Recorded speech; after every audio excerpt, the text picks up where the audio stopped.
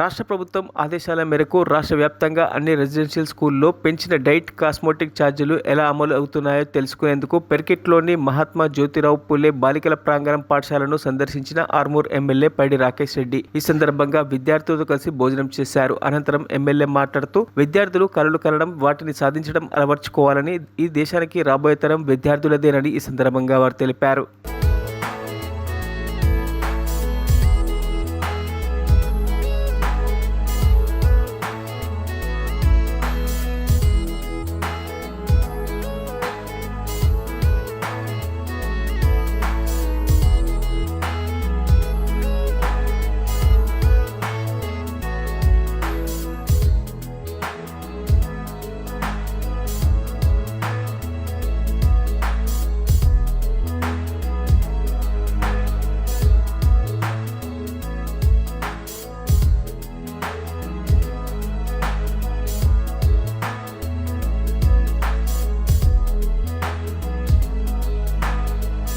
మరిన్ని అప్డేట్స్ కోసం మా ఛానల్ని సబ్స్క్రైబ్ చేయండి.